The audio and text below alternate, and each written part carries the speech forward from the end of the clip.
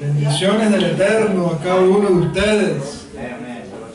Bendito sea Hashem que nos permite reunirnos una vez más para poder estudiar los aspectos que tienen que ver con la redención. Ya estamos en vivo. Bueno, en vivo no. Ya estamos grabando. Baruch Hashem. Saludamos también a los hermanos que van a ver esta grabación. Esperamos que también pueda ser de bendición para todos ustedes, como seguramente será también para nosotros de gran bendición esta clase. Y bueno, como decimos siempre, con el permiso del cielo, con el permiso de nuestras autoridades terrenales, nuestro Rabbi Dan, con el permiso de los líderes de esta comunidad, vamos a disponernos entonces a estudiar un tema que es sumamente importante y que forma parte del pensum de formación. Permítame recordar algo que es de suma importancia. Estamos estudiando los días martes, con la ayuda del Creador, dos temas de estudio que son sumamente importantes.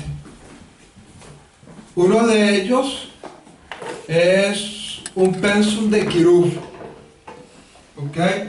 un pensum de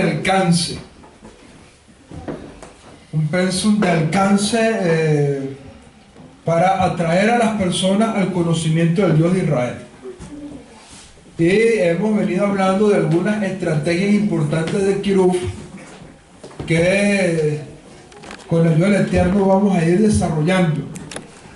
Este domingo pasado, este primer día de la semana que pasó, demostramos que podemos llenar un buen local.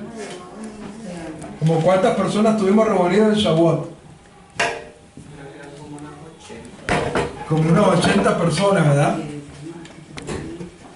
Pero saludamos aquí al hermano Gil, el bendito el Eterno, que escuchó nuestra tefilá. Bendito el Creador que escuchó nuestra oración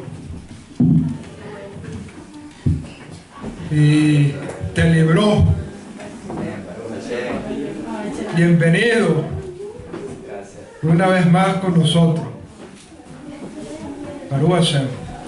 Entonces decíamos que este domingo tuvimos una buena participación de personas que nos hacen creer que establecer una estrategia de Kiruv los días domingos pudiera dar buenos resultados. Aproximadamente estuvimos reunidos como unas 80 personas, más niños, ¿verdad?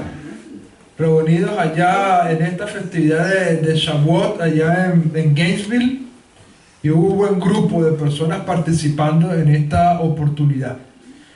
Y yo creo que si ese grupo de personas que participó este domingo a esa actividad, nos uniéramos en aras de un proyecto de Kiruv, de hacer conferencias los domingos para alcanzar personas, y que cada uno de nosotros a la vez nos esforzáramos para llevar un invitado o dos invitados, pudiéramos ver cosas extraordinarias surgir de esta propuesta. Tenemos un pensum de alcance, y el martes pasado estuvimos estudiando uno de los temas de Kiruv. ¿Cuál fue el tema de Kiruv que estudiamos el martes pasado? ¿Quién tiene la autoridad de las escrituras? Y ahora este martes, con la ayuda del Creador, vamos a estudiar ahora no un tema de Kiruv, sino un tema de formación, porque vamos a ir intercambiándonos entre los temas de Kiruv y los temas de formación. ¿Qué quiere decir esto? Que una vez que las personas sean alcanzadas al conocimiento del Dios de Israel, es nuestra responsabilidad discipular a esas personas, es decir, formarlas, y darle una buena formación. Y por lo tanto, entre el pensum de formación que tenemos, comenzamos precisamente a estudiar lo que se conocen como las Sheva Mitzvot Shel Noah, o los 7 leyes universales, o los 7 mandamientos dados a Noé. ¿Por qué este tema es tan importante? ¿Ok? ¿Por qué este tema es tan importante? Precisamente la clase hoy va a ser una clase introductoria que nos va a mostrar la razón por la cual este tema es de suma importancia, manejarlo en poder enseñar a las personas que están alcanzando la fe dada una vez a Israel. ¿Ok? Y por lo tanto, este tema es un tema que ustedes tienen que manejar bien. Recuerden que ustedes van a ser los facilitadores de este material. Todo este material, tanto en diapositivas como en material escrito, ustedes lo van a tener accesible. ¿Ok? Y ustedes van a tener la oportunidad de manejar este material. Y una vez que comiencen a anexarse personas a nuestro grupo de estudio, ustedes van a ser los facilitadores. Por lo tanto, este es uno de los temas que tenemos que manejar bien. ¿Ok? Estas diapositivas vienen acompañadas con una guía que ustedes van a facilitarle a los discípulos que ustedes van a ir formando. ¿Ok? En primer lugar, nos preguntamos qué son las 7 leyes de Noah, qué son las Sheva Mitzvot Noah y cuál es la importancia de estas 7 leyes noédicas en la vida de un creyente. ¿Ok? Eso es lo que vamos a tocar en esta primera clase. ¿Qué son las 7 leyes noédicas y cuál es la importancia en la vida de un creyente de estas 7 leyes noédicas? ¿Ok? En primer lugar, tenemos que decir lo siguiente. ¿Ok? La fe hebrea, como ustedes saben muy bien, es una fe obediente. ¿Ok? Es una fe obediente. Es decir, más que simplemente una creencia, la fe hebrea demanda un estilo de vida. Por lo tanto, tú no puedes decir, yo creo en Dios y vivir según tu parecer. ¿Por qué? Porque hay una contradicción en lo que dices que profesa y en tu vida. Por lo tanto, la fe demanda de cada uno de nosotros un estilo de vida apto delante de Dios. ¿Ok? Un estilo de vida apto delante de Dios. Imagínense una persona por un momento que a todo el mundo le recomiende, mira, cuando tú tengas gripe, tómate un limón con tal cosa, con miel. ¿Ok? Imagínate una persona que a todo el mundo le recomiende, mira, cuando tú tengas gripe, cómprate un limón y con miel y tómate eso para que tú veas cómo te va a ayudar eso para la gripe. Aquí hay varias personas que son muy buenas recomendando cosas naturales, entre esas nuestra hermana Marjorie, ¿okay? Que siempre está recomendando. Imagínense que la hermana Marjorie, va a ponerle ella de ejemplo, que ella diga, mira, yo creo en la medicina natural, yo creo que Dios puso propiedades en la vegetación, en las plantas, propiedades que sean curativas, y a todo el mundo ella le habla de eso. Pero al momento que ella se enferma, va a Walgreens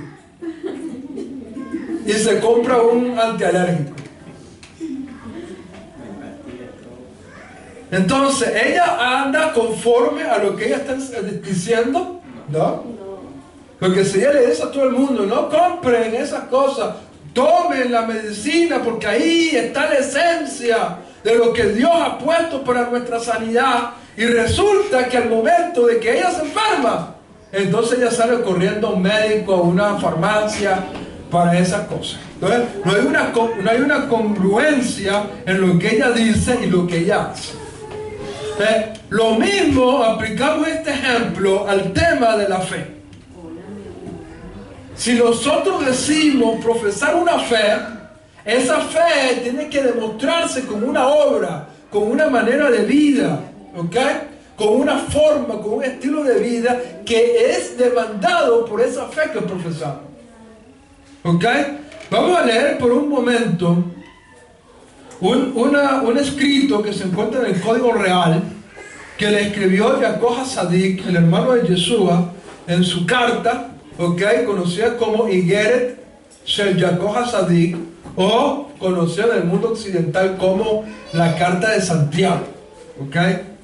Ve lo que dice Yaakov Hasadik en su carta en el capítulo 2, versículo 18. Ve lo que dice ahí. Tú eres observante de la Torah. Dice así, mejor dicho. Pero alguno dirá, tú eres observante de la Torah, pero yo tengo fe.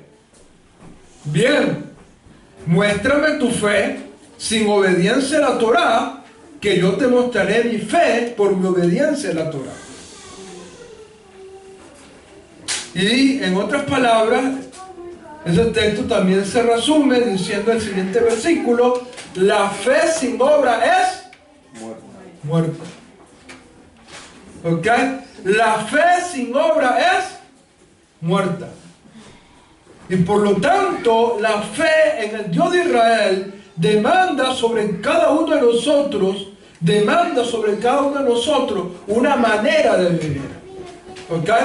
Ahora, Hashem entregó a su pueblo Israel la Torah, que conforma 613 mandamientos que constan la manera como debe profesar la fe Israel. Ahora, cuando hablamos de esos 613 mandamientos, sabemos muy bien y hemos estudiado que esos mandamientos se dividen en diferentes tipos de categorías. Por ejemplo, hay 365 mandamientos que son negativos, es decir, mandamientos de no harás, lo ta'aseh. Y hay 248 mandamientos que se conocen como misbot ta'aseh, es decir, mandamientos positivos, 248. Pero aún así, también los mandamientos se dividen en otras categorías. Por ejemplo, hay lo que pudiéramos decir mandamientos que son exclusivos para los Kohanim. Y eso lo estuvimos hablando en las primeras clases introductorias que estuvimos viendo. Hay mandamientos que son solamente para los Kohen. Y por lo tanto, si una persona no es Kohen, entonces esa persona no tiene que guardar esos mandamientos. ¿Por qué? Porque son mandamientos que son exclusivos para los sacerdotes, para los Kohanim. Hay otra categoría de mandamientos que son únicas y exclusivamente para ¿quiénes? Para los levitas. Hay otra categoría de mandamientos que están en la Torah que son únicas y exclusivamente para los hombres. Y por lo tanto las mujeres no tienen que guardar esos mandamientos. Y hay mandamientos que son exclusivamente para las mujeres, que los hombres no tenemos que guardar. Imagínate un hombre diciendo, no, tengo que ir a la mikveh porque ya a mi esposa se le fue la menstruación. No, el hombre no tiene que ir a la mikveh, es la esposa la que tiene que ir a la mikveh.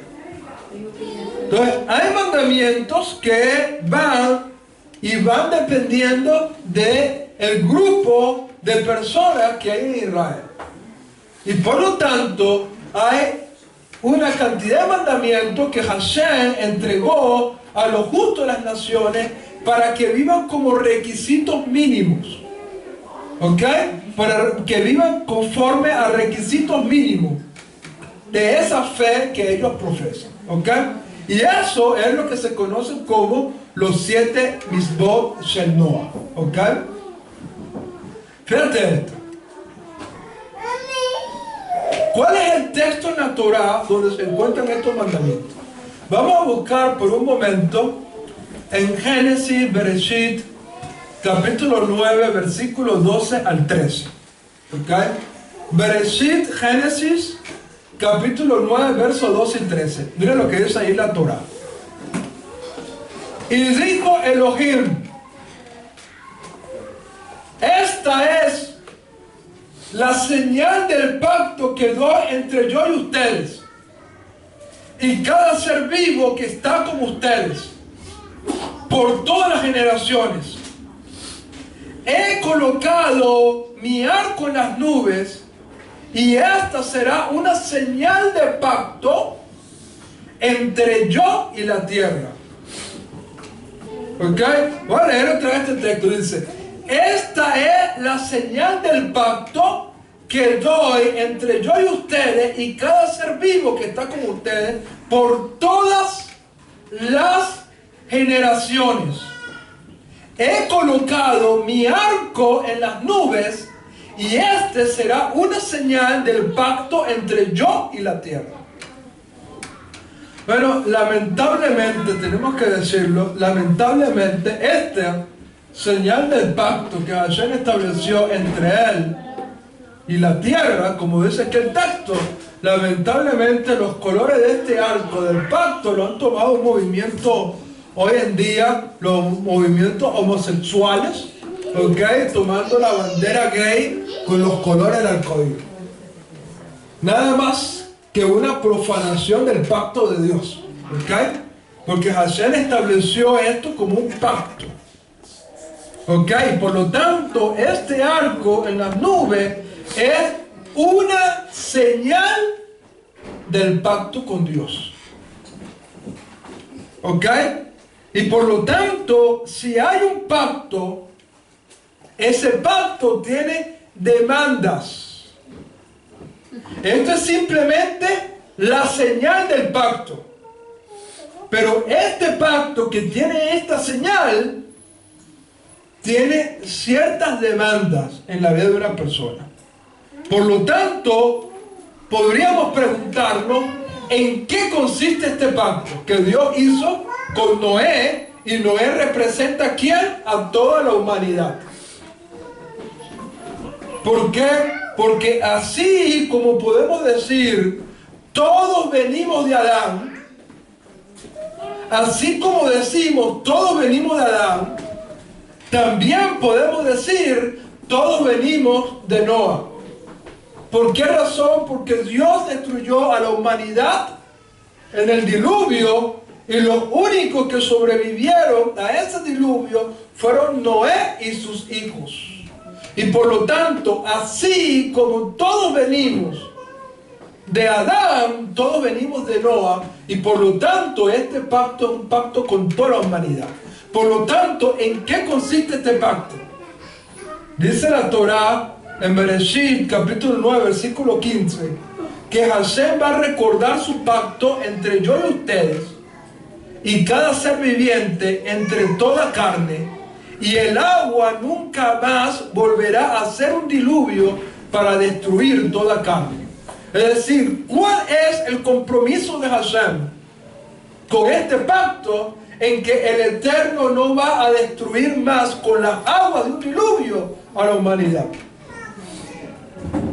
Eso es lo que el Eterno promete con este pacto. ¿Ok? Yo no voy a destruir más a la humanidad con las aguas de un diluvio. No lo voy a destruir más. Y por lo tanto, esa es la parte que Hashem se compromete en este pacto. Y por lo tanto podemos tener la tranquilidad y podemos tener la seguridad de que cada vez que aparece este arco en las nubes, podemos estar seguros de que no vendrá otro diluvio universal que pueda destruir a la humanidad sobre la faz de la tierra. Hoy se escucharon truenos y relámpagos acá en Marietta, no sé si en otras partes, y hubo una lluvia torrencial fuerte, pero Baruch Hashem apareció la señal del pacto como garantía de que el Eterno guardará esa promesa a la humanidad entera. ¿Ok? ¿Están conmigo hasta aquí? Ok.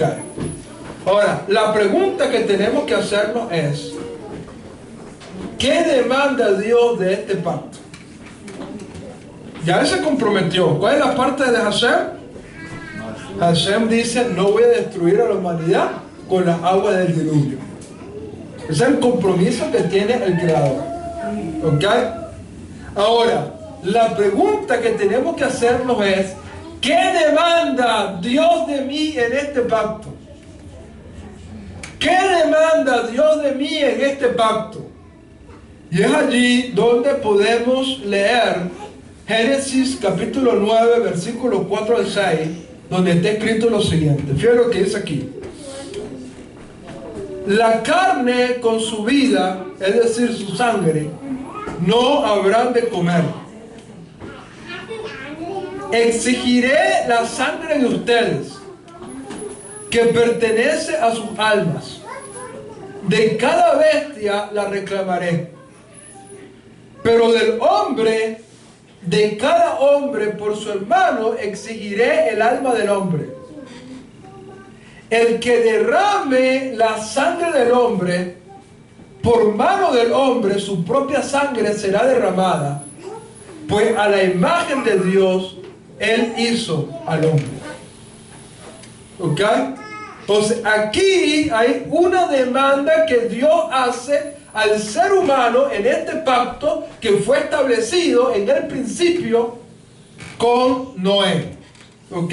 Aquí hay una demanda que Dios hace al ser humano.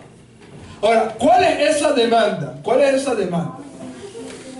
Los sabios de nuestro pueblo Israel han extraído de este texto 7 mandamientos que se conocen como los Sheva Mitzvot Shel Noah, que son normativos para toda la humanidad.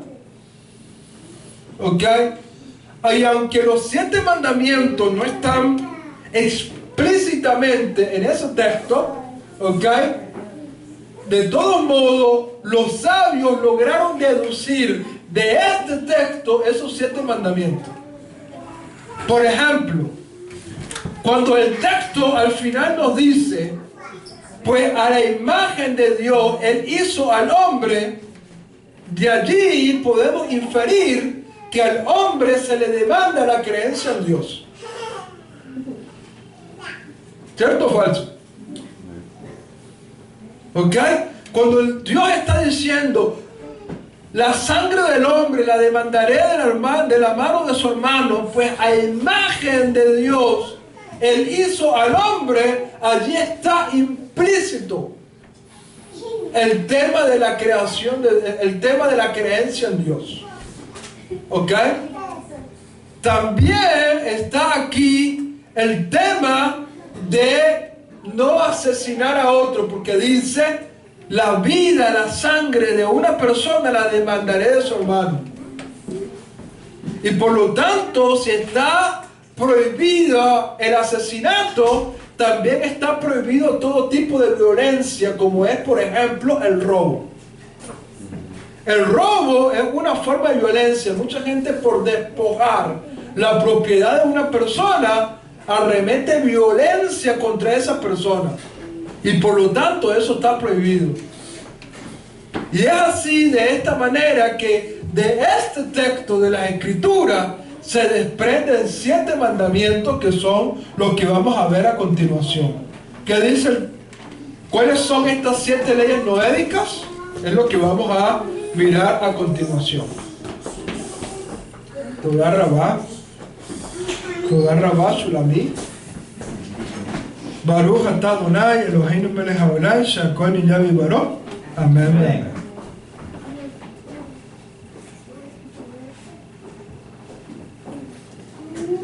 ¿Cuáles son entonces estas 7 leyes de Noah que tenemos que conocer nosotros como instructores y tenemos que enseñarle a las personas que estamos enseñándole y discipulándoles? ¿Ok? ¿Cuáles son estas 7 leyes noédicas? En primer lugar, tenemos no idolatría. ¿Ok? No idolatría. Esa es la primera de las 7 leyes de Noah. ¿Ok? Que se infiere de ese texto que leímos a continuación. Y de otros textos que aparecen en los primeros 6 capítulos del libro de Génesis. ¿Ok? En los 6 primeros capítulos del libro de Génesis se infieren estas 7 leyes noédicas. En primer lugar, no hay idolatría. Está prohibido la idolatría para toda la humanidad. ¿Ok? Está prohibido la idolatría para toda la humanidad. Segunda ley universal: no blasfemia del nombre del Eterno. No blasfemar el nombre del Eterno. Esta es la segunda ley universal.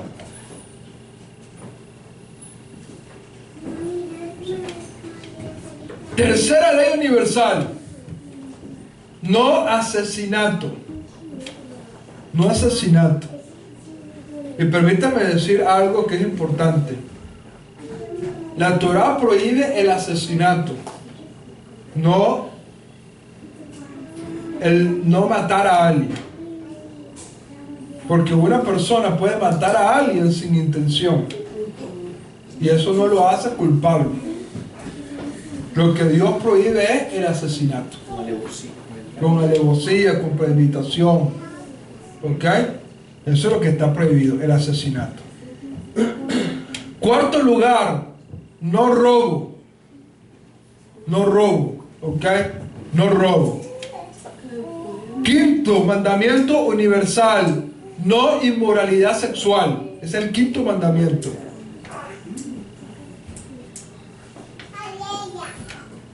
Sexto mandamiento, no comer sangre. Y séptimo mandamiento, establecer cortes de justicia. ¿Ok? Establecer cortes de justicia. Estos son los 7 mandamientos que se conocen como los Sheva Mitzvot Shel Noah. Y estos mandamientos, aunque fueron establecidos, escuchen bien que esto es algo importante que ustedes tienen que manejar. Aunque estos 7 mandamientos se deducen del texto que sale en Génesis capítulo 9, después del diluvio, ¿ok? En Génesis Bereshit capítulo 9, después del diluvio. Sin embargo, estos 7 mandamientos existieron incluso antes del diluvio. Por ejemplo, ¿qué dice la Torá? La Torá dice, está escrito en la Torá: he visto que Noah es un hombre justo en su generación. ¿Cierto o falso? ¿Cómo Hashem iba a saber que Noah era un hombre justo si no había ciertas leyes en ese momento? Si Noah fue considerado un hombre justo en su generación, era porque Noah estaba siendo medido a través de unas instrucciones que habían sido establecidas previamente y que conocía muy bien Noah y que conocía muy bien sus contemporáneos. ¿Por qué? Porque sería injusto de parte de Hashem juzgar a toda una humanidad en base a algo que él no había dado.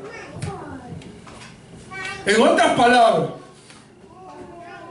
supongamos que las leyes de no robar no existieran y que yo vea que el hermano Yohanan tiene un buen teléfono y apenas Yohanan lo deje por ahí mal puesto, como dicen por ahí, vengo yo y lo agarro. Y cuando Yohanan venga a reclamarme, dice: no, eso es mío. No, pero ese era mío. Era, pero ya no es tuyo, ahora es mío. Y me quieren a mí a juzgar por una ley que no existe. No, si no existe el robo, entonces no me pueden juzgar por algo que no existe. Por lo tanto, si Dios juzgó a aquella generación que fue castigada por un diluvio, tenía que haber existido leyes en ese momento para poder juzgar esa generación. Y por lo tanto, estas 7 leyes universales, por eso dije hace un momento, que se infieren a partir de los 6 primeros capítulos del libro de Génesis. ¿Por qué? Porque estas leyes existían incluso antes del diluvio. Existían antes del diluvio. Y que fueron ratificadas estas leyes en el pacto que Dios hizo con Noah después del diluvio. ¿Están conmigo? Baruch Hashem. Ahora bien, uno pudiera leer estas leyes y decir: bueno, eso es todo lo que Dios demanda de mí. Eso es todo. Pero resulta ser que estas leyes son enunciados y que de cada uno de estos enunciados surge una cantidad de normas que están relacionadas con estas 7 leyes principales. Por ejemplo, antes se concibía, permítanme decirles algo que es de importancia. Cuando yo estaba un poquito más joven de lo que estoy ahora, yo estudié Derecho.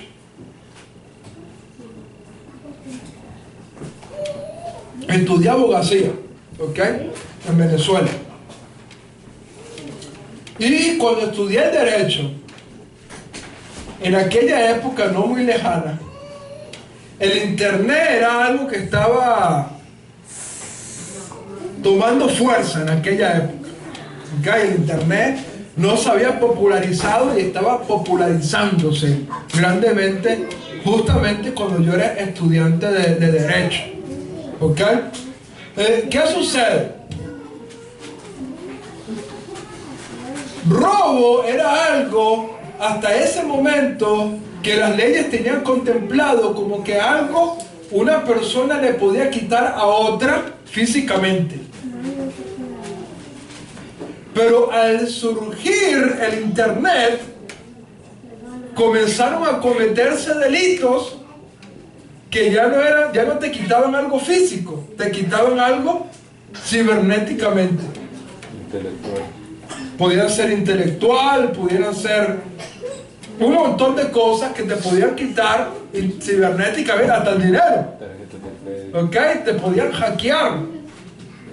Y por lo tanto, a partir de la aparición del internet, comenzaron a surgir unas nuevas clases de delitos que las naciones comenzaron a tener que establecer ciertas leyes especiales que regularan el uso del internet.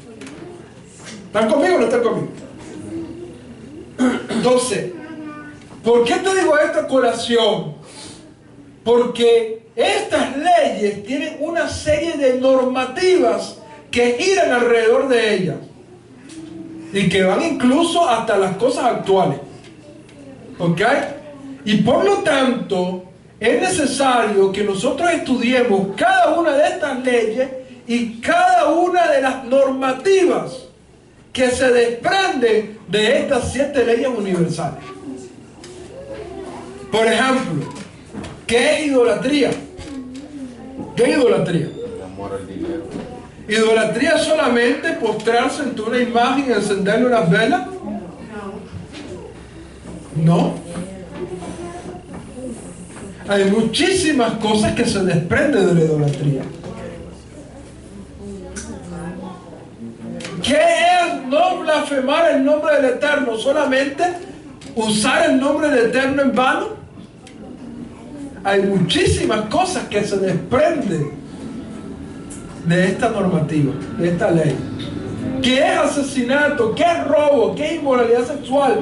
¿Qué es no comer sangre? ¿Qué es establecer corte de justicia? Es decir, de estas 7 leyes universales se desprenden una cantidad de mandamientos que es necesario que nosotros los estudiemos y nos preparemos para poder enseñar a las personas con respecto a estas leyes universales que estamos hablando. ¿Están conmigo? Esto es de suma importancia, poder entonces establecer este pensum que vamos a venir desarrollando los martes con la ayuda del Eterno. Como dije, alternándolo, un martes vamos a ver un pensum de Kiruf y otro martes vamos a tomar un pensum de formación. Ahora bien, surge otra pregunta que tenemos que hacernos. ¿Son normativas estas leyes para el creyente? Vamos a leer por un momento el libro de Geburot o Hechos, capítulo 15, versículos 19 al 21.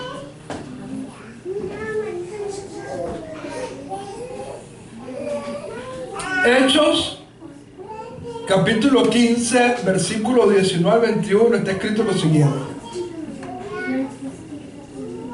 Por lo cual yo juzgo, no interpongan tropiezo a quienes de entre los gentiles se convierten a Dios,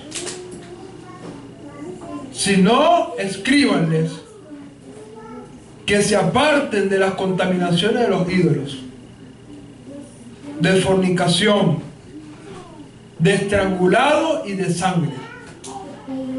Porque Moisés desde tiempos antiguos tiene en cada ciudad quien lo predique en la sinagoga donde es leído cada día de Shabbat. Entonces, aquí, si nosotros enumeramos, solamente hay 4 cosas que se les prohíbe a los creyentes de origen gentil.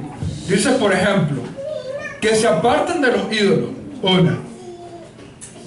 De fornicación. 2. De estrangulados y de sangre. 4 cosas.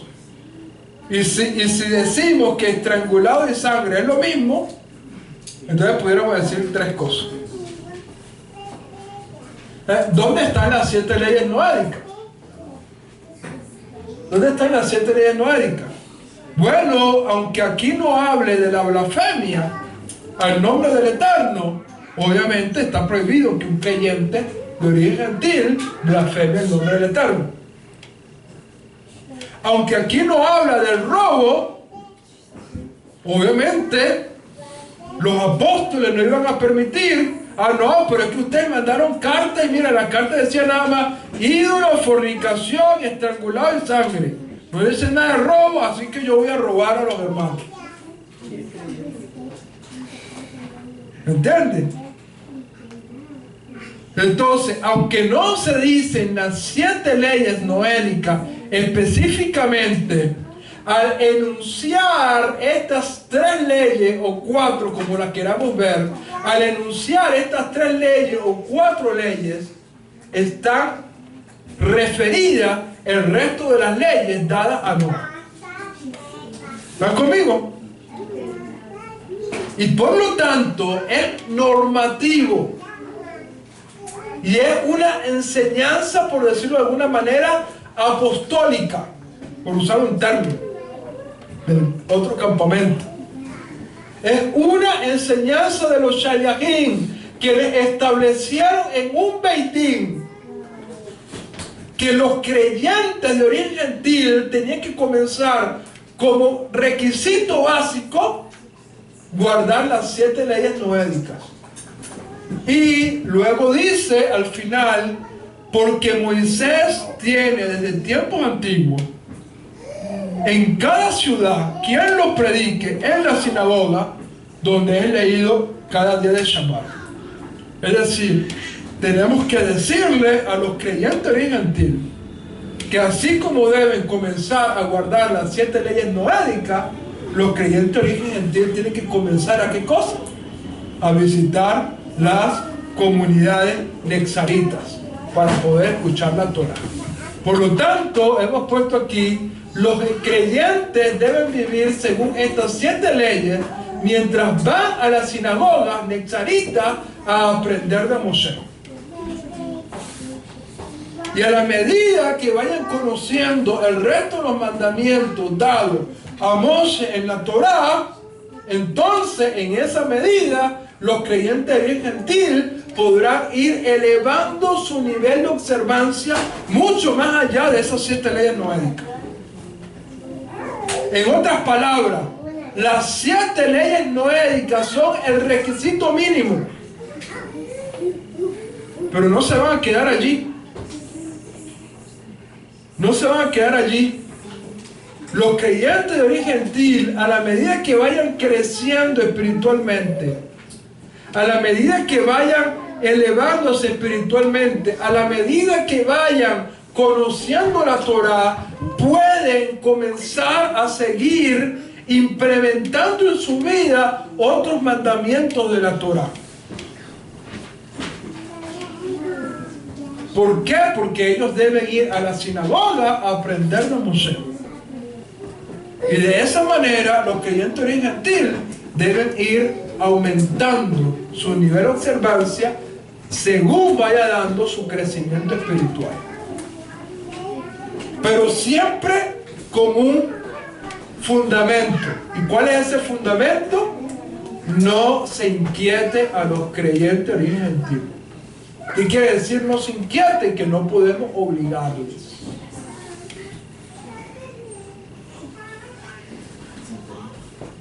No podemos obligarles. Lo único que podemos exigirles son estas 7 leyes noédicas. Porque les pareció bien a los shaliachim establecer estas 7 leyes noédicas. De hecho, el texto dice que a la Ruach HaKodesh, es decir, hubo una confirmación de parte de Hashem de que esto era normativo, sin tener que presionar a los creyentes de origen gentil con respecto a la observancia de otros mandamientos. Déjenlos que ellos vayan escuchando a Moshe en la sinagoga y por ellos solo vayan incrementando su nivel de observancia. Entonces, cuando nosotros comencemos a experimentar que comienzan a unirse a nuestra comunidad personas, tenemos que comenzar a instruirles entonces en estas 7 leyes universales. Y ustedes van a tener este material, esta clase introductoria en su guía para que ustedes la den y le entreguen su guía a esa persona para que esa persona pueda hacer sus tareas. Esta guía tiene cosas que la persona tiene que ir llenando y ir haciendo para que comiencen a ver el resto de las clases que deban participar esta gente. ¿Están conmigo? Baruch Hashem. Entonces, esto es lo primero que tenemos que ver con respecto a estas 7 leyes introductorias que estamos estudiando hoy y que forman parte del pensum de formación a los creyentes que vayan a ir anexándose a este grupo de estudio de Torah a través del trabajo de Kiruf que Bezrat Hashem vamos a ir estableciendo pronto con la ayuda del Eterno. Una pregunta por acá. No, una observancia. Una observación. Por ejemplo, en las leyes que se establecen en Hechos 15, no está establecido como si, por ejemplo, guardar el día de Shabbat, pero en sí prácticamente está escondido porque dice que escuchen a Moshe los días de Shabbat, aunque no vayan al Shabbat. Exactamente, no está exactamente así como a la vista, pero en sí realmente pues es el día que se deben de reunir, ¿no? Claro. De hecho, permítanme decirles algo que surge este comentario. El Shabbat es un reconocimiento del Creador. Es decir, cuando una persona guarda el Shabbat, está reconociendo de que un Creador existe. ¿Por qué? Porque Hashem creó todas las cosas en 6 días y el 7º día descansó. Por lo tanto, un mandamiento o una norma que está relacionado a la no idolatría es la observancia del Shabbat. ¿Por qué? Porque cuando una persona observa el Shabbat, está reconociendo que existe un Creador y que ese Creador hizo todas las cosas en 6 días y el 7º día descansó. Por lo tanto, en el mandamiento de no idolatría se desprende de ese mandamiento la observancia del Shabbat, porque es una forma de reconocer al Creador. ¿Están conmigo? Baruch Hashem. Entonces, bueno, esta es la clase de hoy que quería compartirles, ¿ok? Después ustedes me pueden ir pasando sus correos para ir pasándoles este material, tanto la diapositiva como el material PDF de las clases que vamos a ir viendo, ¿ok? Y tanto del pensum de Kiruf como del pensum de formación, porque ustedes van a ser facilitadores de todo este material, ¿ok? Bueno, nos despedimos de los hermanos que están vía online y que Hashem les bendiga grandemente. Shalom a todos. Shalom.